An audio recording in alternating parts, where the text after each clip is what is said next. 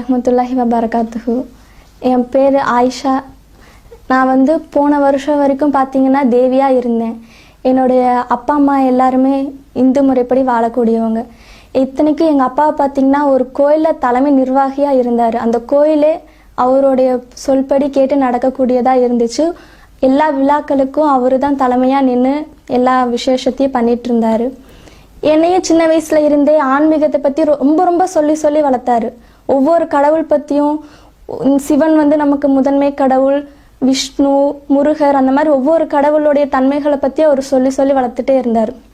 அப்புறம் விழா காலங்களில் பார்த்தீங்கன்னா பூ மிதிக்கிறது, அளவு குத்துறது, நிறைய விஷயங்கள் ஒரு ரொம்ப மனிதர்கள் வருத்திக்கக்கூடிய விஷயமாலாம் இருந்துச்சு. அப்போ நான் எங்கள் அப்பா கிட்ட கேட்பேன், என்னப்பா இவ்வளோ இப்படிலாம் நேர்த்தி செய்யணுமா அப்படின்னு சொல்லி கேட்பேன். அது சொல்வார், ஆமாம் இறைவனை நம்ம இப்படி தான் சந்தோஷப்படுத்தணும் அப்படின்னு சொல்லிட்டு இருந்தார். எனக்குள்ளேயே ஒரு சந்தேகம், இறைவனை நம்ம சந்தோஷப்படுத்தணும்னா நம்ம இவ்வளோ வருத்திக்கணுமா அப்படின்னு சொல்லி நினச்சிட்டு இருந்தேன்.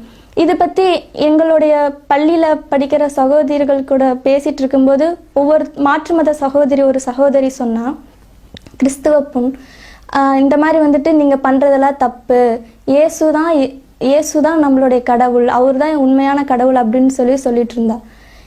உடனே எனக்கு அதை பற்றி அப்படியா கிறிஸ்துவத்தை பற்றி தெரிஞ்சுக்கலாமே, பைபிள் என்ன சொல்கிறாங்க அப்படின்னு சொல்லிட்டு பைபிள் வாங்கி நான் அவகிட்டே வாங்கி படிக்க ஆரம்பித்தேன். பைபிளில் படிக்க ஆரம்பிக்கும்போது அதில் இருக்கிற ஒவ்வொரு விஷயங்களும் நமக்கு உண்மை மாதிரியே தெரிஞ்சுது. அந்த ஒரு 10th படிக்கிற வரைக்குமே நான் சர்ச்சுக்கு போகணும்னு ஆசைப்படுவேன்.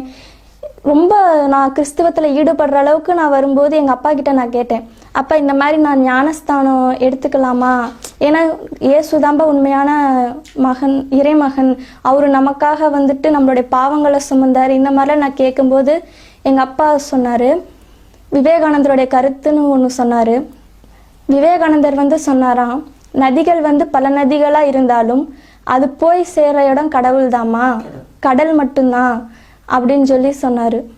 உடனே யோசித்தேன், அப்போது நதிகள் பல நதிகள்னா போய் சேர்ற இடம் கடல் மட்டும்தான். அப்போ கடல்னா ஒரு இறைவனை தானே குறிக்குது, ஒரு இறைவனை பற்றி எந்த மார்க்கம் சொல்லுது அப்படின்னு பார்க்கும்போது அப்போ தான் எனக்கு இன்னொரு பெண் சொன்னால், இஸ்லாத்தில் நாங்கள் ஒரு இறைவனை தான் நம்ம வழிபடுறோம் அப்படின்னு சொல்லும்போது, அப்படி இஸ்லாத்தை பற்றி எனக்கு ஆனால் அந்த பொண்ணுக்கும் சரியாக தெரியல. இந்த மாதிரி ஒரு விஷயத்த மட்டும் சொன்னான். அப்படின்னா இஸ்லாத்தில் என்ன இருக்குது அப்படின்னு சொல்லிட்டு அதை பற்றி நான் யோசிக்க ஆரம்பித்தேன். அந்த பொண்ணுக்கிட்ட சில விஷயங்கள் கேட்கும்போது நோன்பு, இந்த மாதிரி விஷயம், தொழுகை, அதெல்லாம் சொன்னாங்க.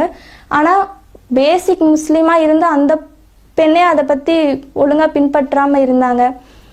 இதை பற்றி எனக்கு இன்னும் நல்லா தெளிவாக தெரிஞ்சுக்கணும் அப்படின்னு சொல்லிட்டு இறைவன் நாடியிருப்பான் போல். அப்போது எனக்கு தெரிஞ்ச ஒரு குடும்பம், ஒரு இஸ்லாமிய குடும்பம், அதுதான் எனக்கு முதல் அறிமுகமான இஸ்லாம் குடும்பம்னே சொல்லலாம். ரஹீமண்ணா அப்படிங்கிறவங்க ஒருத்தவங்க, அவங்களும் அவங்களுடைய மனைவியும். இதை பற்றி நான் கேட்டேன், நானே தான் வழியே போய் கேட்டேன் அவங்கக்கிட்ட, எப்படி நீங்கள் 5 வேளை தொழுகிறீங்களே, அது எப்படி உங்களால் முடியுமா, நோம்புன்னு சொல்லிட்டு சாப்பிடாமலே இருக்கீங்களே, எச்சை கூட முழுங்காமல் இருக்கணும்னு சொல்கிறாங்களே, அப்படி இதெல்லாம் எப்படி இருப்பீங்க அப்படின்னு கேட்கும்போது அவங்களுடைய மனைவி அதுக்கான விளக்கத்தை ரொம்பவே நிறைய சொன்னாங்க. அதுக்கப்புறம் நிறைய புத்தகங்கள் வாங்கி அவங்களே கொடுத்தாங்க. இந்த மாதிரி புத்தகத்திலலாம் படி, நீயே உனக்கு இதுலேயே எல்லாமே உன்னுடைய சந்தேகங்களுக்கெல்லாம் இதுலேயே தீர்வு இருக்குன்னு சொன்னாங்க. நானும் அந்த புத்தகங்கள்லாம் வாங்கி படிக்கும்போது அப்போது உண்மையிலேயே ரொம்ப அதில் அழகழகான விஷயங்கள் இஸ்லாத்தில் எவ்வளவோ இருக்குதுன்னு தெரிஞ்சுக்கிட்டேன்.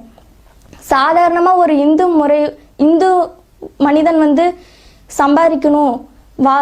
சம்பாதிக்கணும், இந்த மாதிரி சாதாரணமாக பிள்ளை குட்டிகள் அது மட்டும் பார்த்துட்டு இருக்கணும் அப்படின்னு இருக்கிற ஒரு குடும்பத்தில் இருந்த நான், அண்டை வீட்டாரை பேணணும், உறவினர்களை பேணணும், அனாதைகளை பேணணும், அந்த மாதிரி நிறைய விஷயங்கள் ஆதரித்து வாழணும் அப்படின்னு இருக்கிறத நான் முதல்ல இஸ்லாம் அப்படிங்கிற ஒரு மார்க்கத்தில் தான் தெரிஞ்சுக்கிட்டேனே ஒழிய ஒரு சாதாரண இந்து முறைப்படி வாழக்கூடிய மனிதர்கள்கிட்ட நான் அதை பார்த்ததே கிடையாது.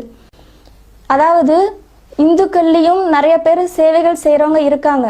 ஆனால் அவங்க எப்படின்னா பணம் இருந்து சேவை செய்கிறவங்க அப்படின்னு வச்சுக்கலாம்.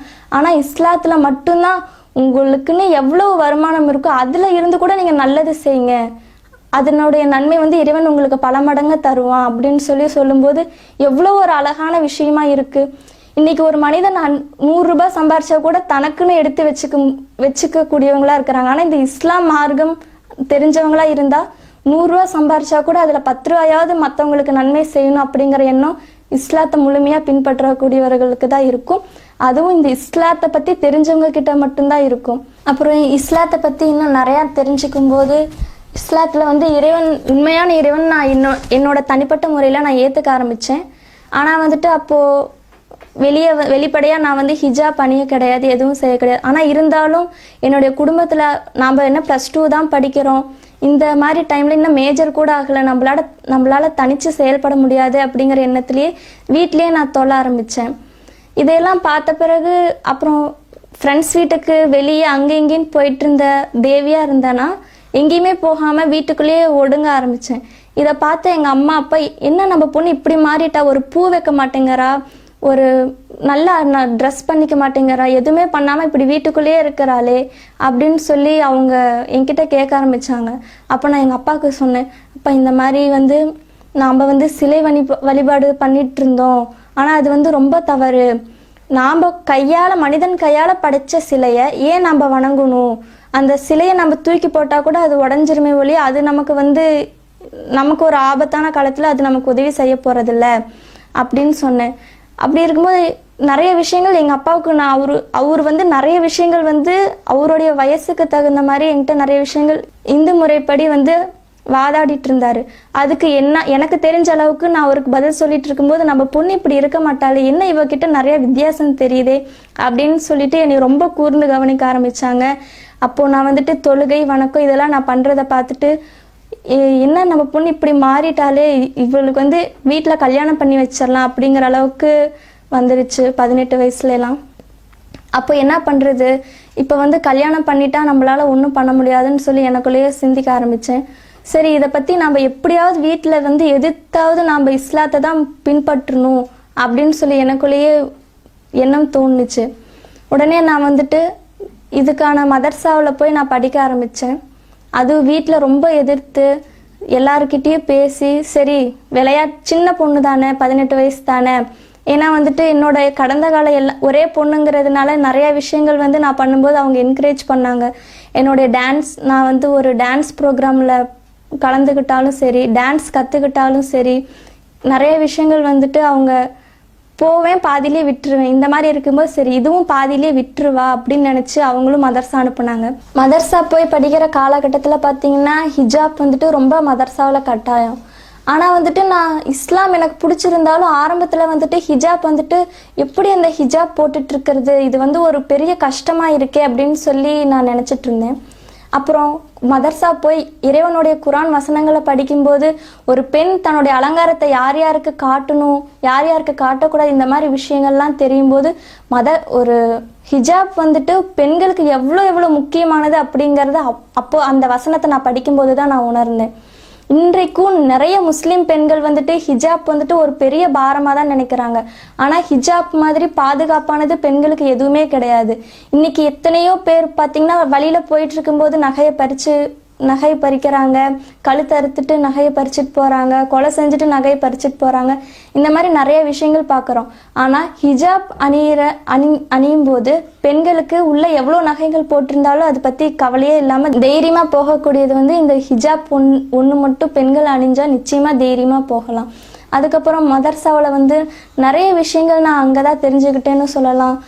முறையான இஸ்லாத்தை வந்து எப்படி இஸ்லாம்ங்கிறது இதுக்கு மேலேயும் தாண்டி நிறைய விஷயங்கள், இறைவனுடைய வசனங்கள், குரான் வசனங்கள் நிறைய தமிழ்ல வந்து படிக்கும்போது பார்த்தீங்கன்னா இறைவன் வந்து இப்படியெல்லாம் சொல்லியிருக்கிறானா, நரகத்தை பற்றியும் சரி, சொர்க்கத்தை பற்றியும் சரி, மறுமையை பற்றியும் சரி, நம்மளுடைய குரான் நம்ம எடுத்து படிக்கும்போது அதில் எவ்வளோ விஷயங்கள் அப்படிங்கிறத குரான் மூலியமாக தான் ஒவ்வொரு மனிதனும் படிக்கும்போது உணர முடியும்.